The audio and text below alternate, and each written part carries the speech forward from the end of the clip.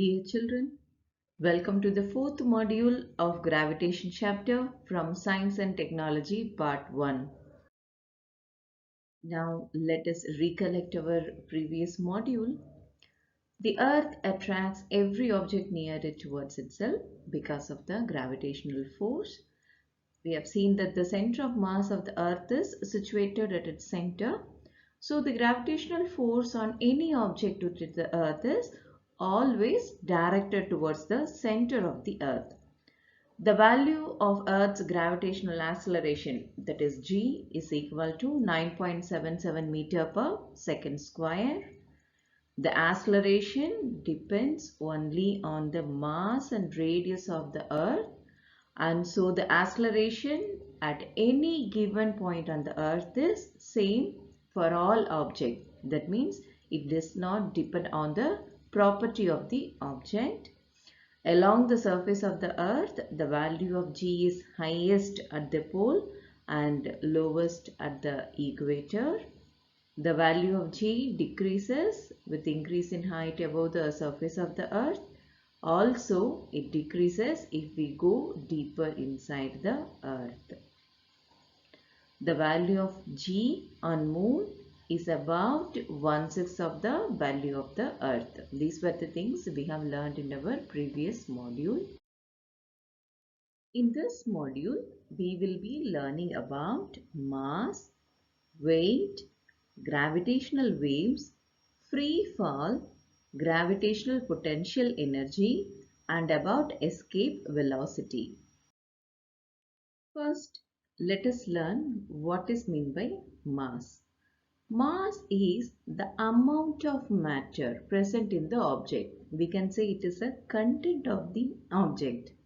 Take for example, if you take an elephant, it has a lot of matter in it. So the elephant has a lot of mass. The same time, if you take a leaf, leaf has very little content. So the leaf has a very little mass. The SI unit of mass is kilogram. Mass is measured in kilogram and it is a scalar quantity. Means it is not depend upon direction. So the value of mass, if we see, it is same everywhere. Everywhere means everywhere it does not change even when you go to the another planet. The mass remains the same. Take for example, if we are weighing something on Earth for 1 kilogram, it will weigh the same 1 kilogram even on the Moon also. So when you see Newton's first law, it is the measure of inertia of an object. Mass is measure of inertia of an object. If the mass is higher, higher will be the inertia. So mass is the amount of matter present in an object measured in kilogram. So what is meant by weight? Weight of an object is defined as the force with which the earth attracts the object. It is a force. Imagine take 4 different objects. You can see they all travel to the slope and reach endpoint at the different time. This is because the gravity pull the object at different rate. The force of an object of mass m.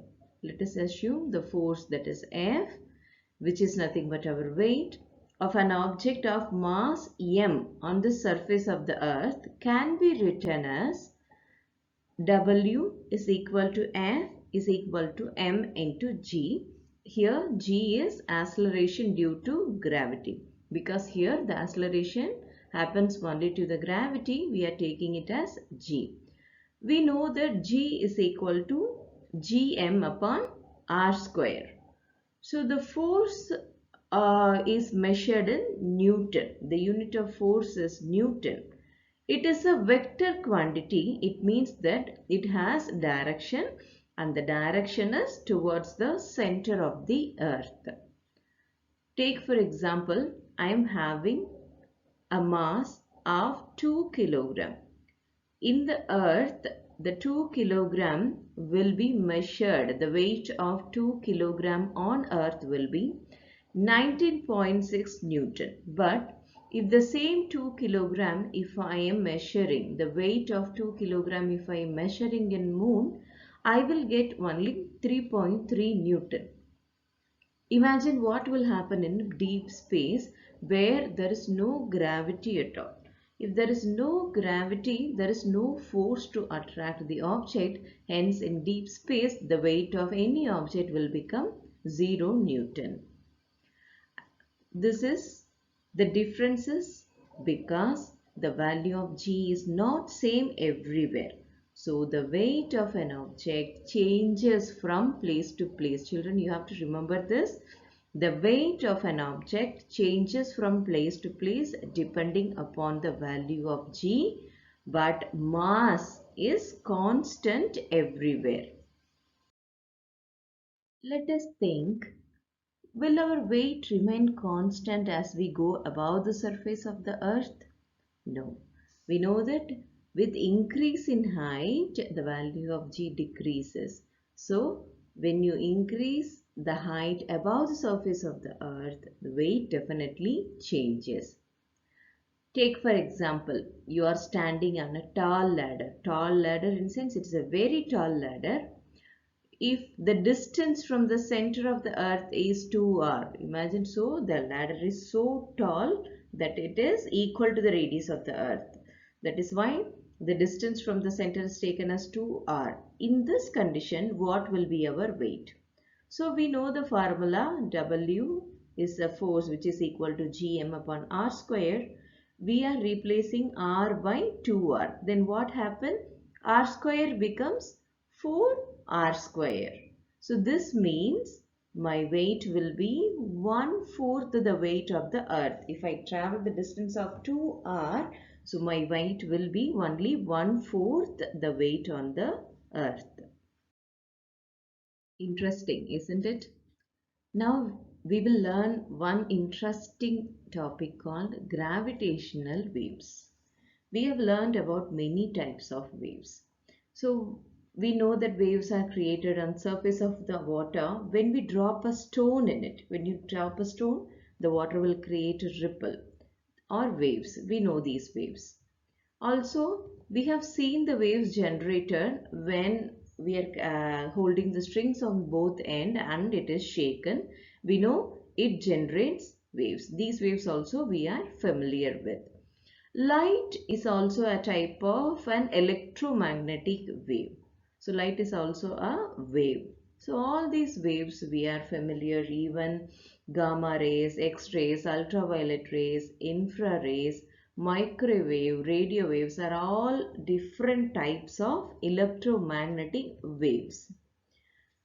If you see astronomical objects around us, they emit waves. They emit different types of waves, and we receive them using many instruments like antennas, radio telescopes. So this helps us to understand about the universe.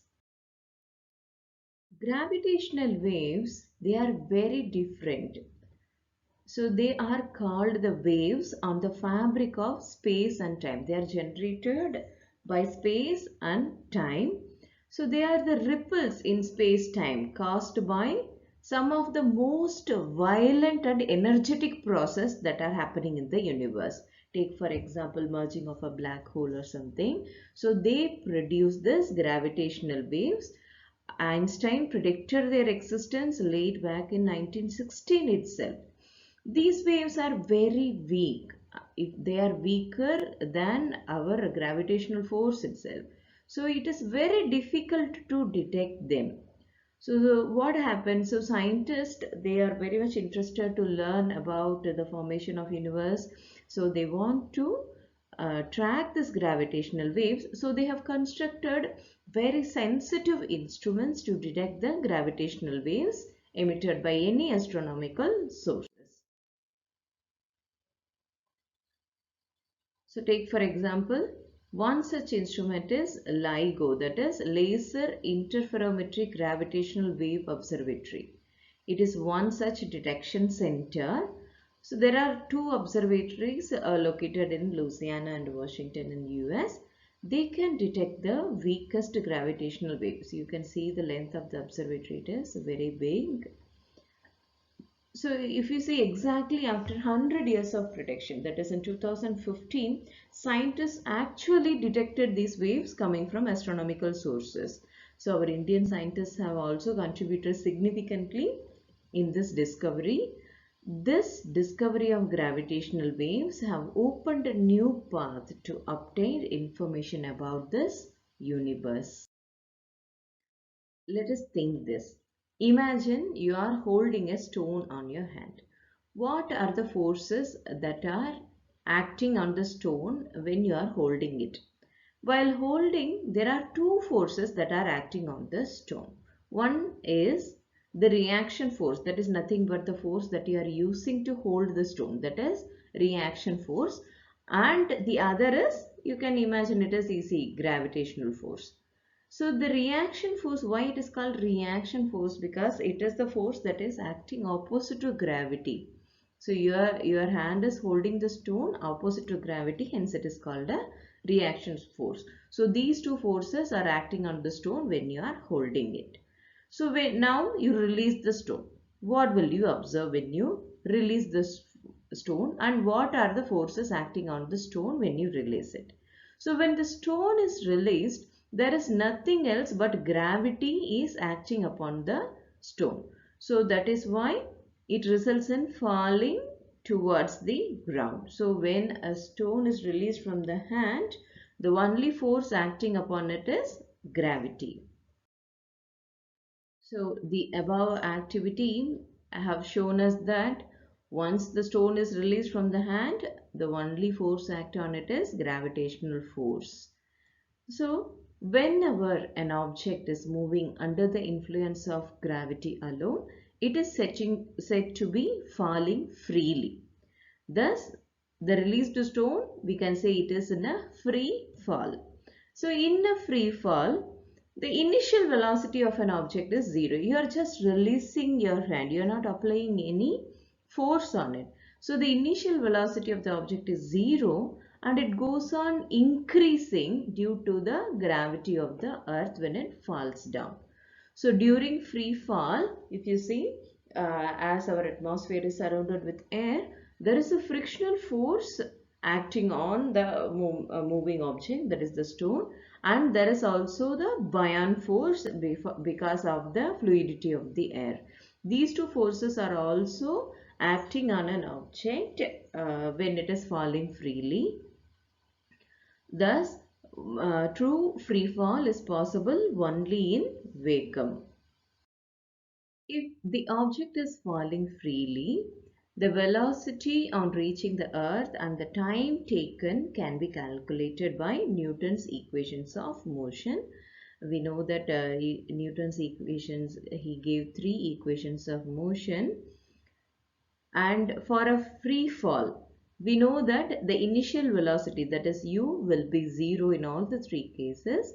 And here a, the acceleration is due to gravity, and it will be g. So substituting u is equal to 0 and a is equal to g, the equations become v is equal to gt. The first one becomes like this.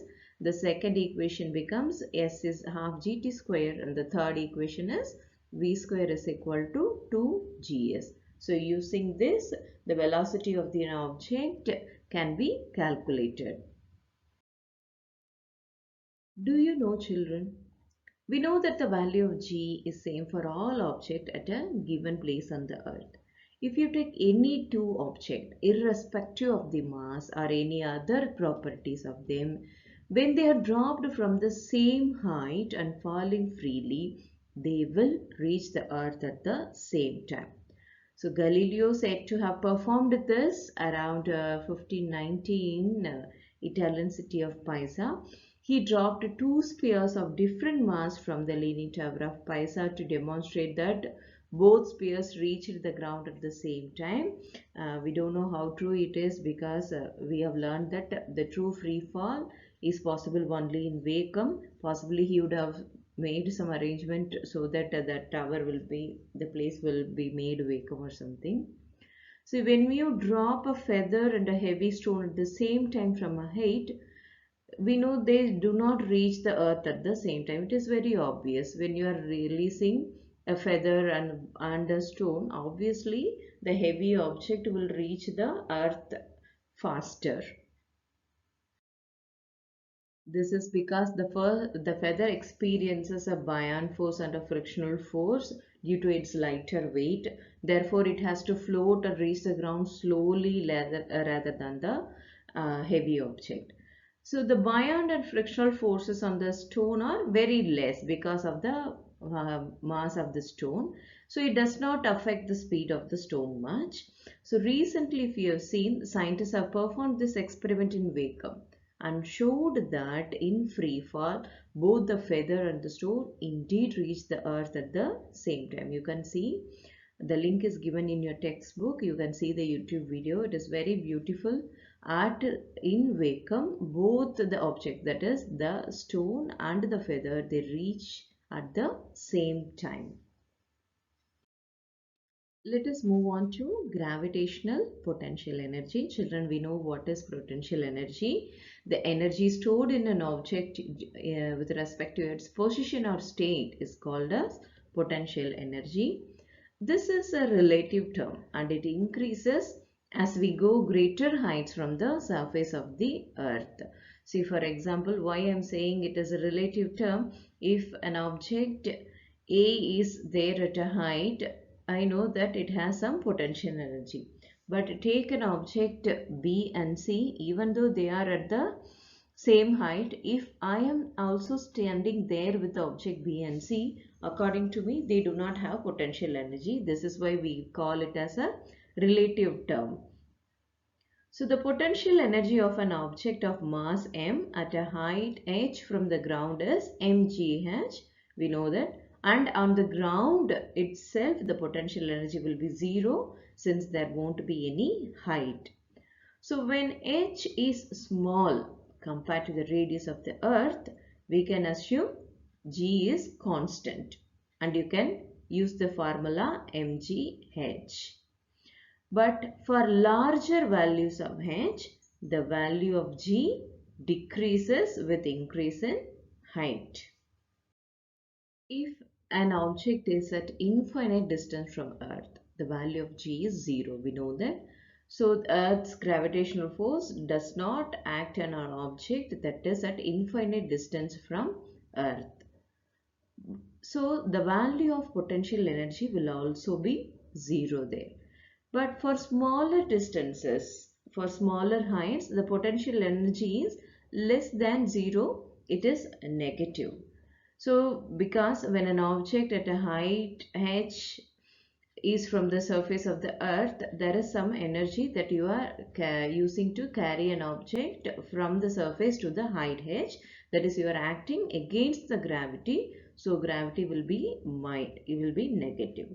So the potential energy at that case, it will be G m upon r plus h, depending on the height you are placing the object.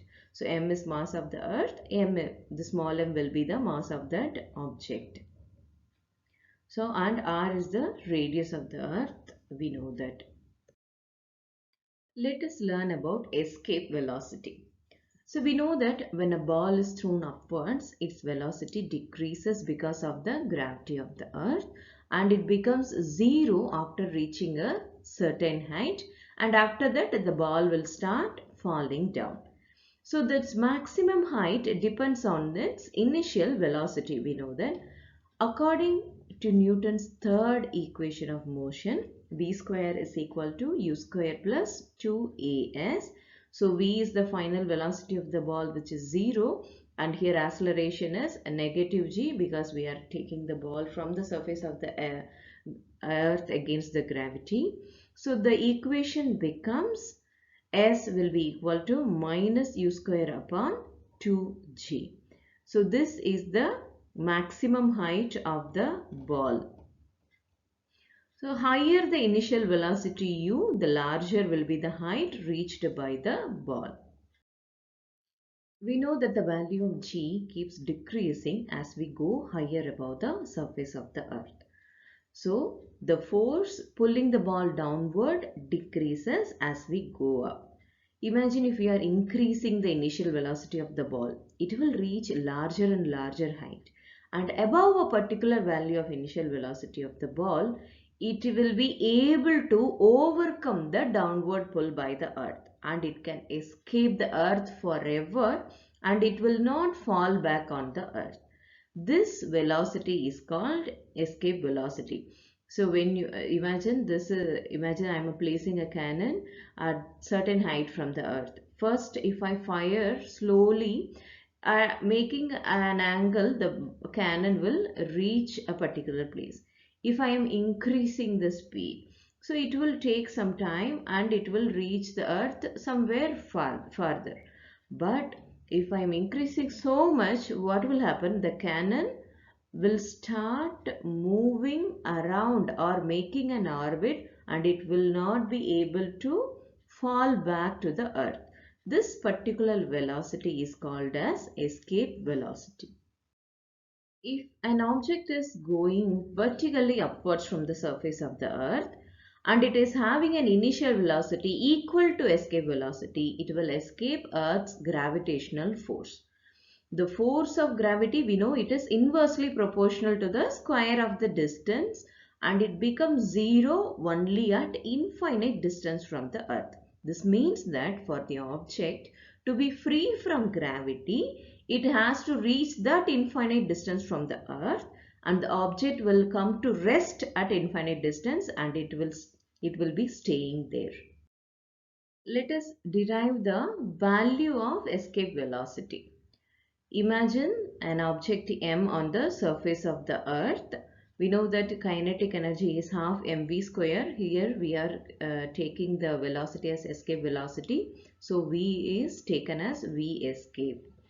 And potential energy is minus g mm upon r. We know these things. We know to calculate total energy, E1 is equal to potential energy plus kinetic energy. So it becomes half mv square minus gmm upon r.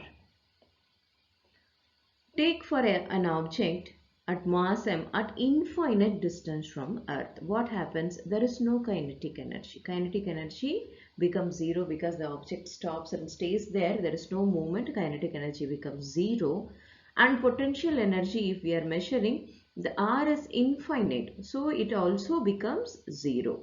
So the total energy, here I am taking it as E2, will be the sum of potential and kinetic energy, which is nothing but 0.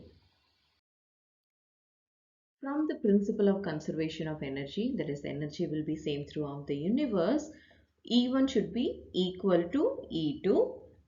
Let us substitute the value of E1 to E2, and rearranging, we get mv square. I am taking the 2 on this side.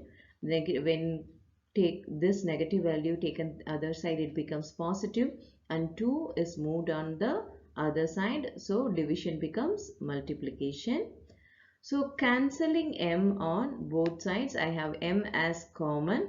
So I am cancelling out m on both the sides. The mass of the object getting cancelled on both sides. So it results as V escape square is equal to 2gm upon r. So taking square root, escape velocity will be equal to square root of 2gm upon r. So multiplying and dividing by r inside the square root. I am going to multiply and divide r inside the square root. I will get 2gmr upon r square here. So we know the value of g is equal to gm upon r square. So we are going to substitute this value alone. That is, gm upon r square can be substituted by small g. So this becomes escape velocity is equal to root gr. We know the value of g is 9.8 and r, which is nothing but radius of the earth, is 6.4 into 10 power 6. Solving this, I get 11.2 into 10 power 3 meter per second or 11.2 kilometer per second. From this, I have calculated the value of escape velocity is equal to 11.2 kilometer per second. With that velocity, you can escape Earth's gravity.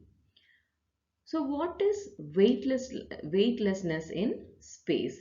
We have seen that space travelers and the object in the spacecraft, they appear to be floating. Why does this happen? Though the spacecraft is at a height from the surface of the Earth, the value of G is not zero there. Take for example the space station, the value of G is only 11% less than the surface of the Earth. So the height of the spacecraft is not the reason for their weightlessness. It is not the height that is responsible for weightlessness, but the weightlessness is caused by the state of free fall. So though this spacecraft is not falling, we know it will not fall because it is having the velocity and it is moving along the orbit like moon and any other objects. The only force acting on it is gravity, and hence it is in a free fall. This is applicable to moon also. When the velocity of free fall, we know it does not depend on the property of an object. So it is same for the spacecraft also, the travelers also, and even the objects that are there in the spacecraft. So thus, if a traveler, if he is releasing an object from her hand, it will remain stationary with respect to her and it will appear to be weightless. So weightlessness is due to the state of free fall. I hope that you have enjoyed this chapter very much. Thank you, children.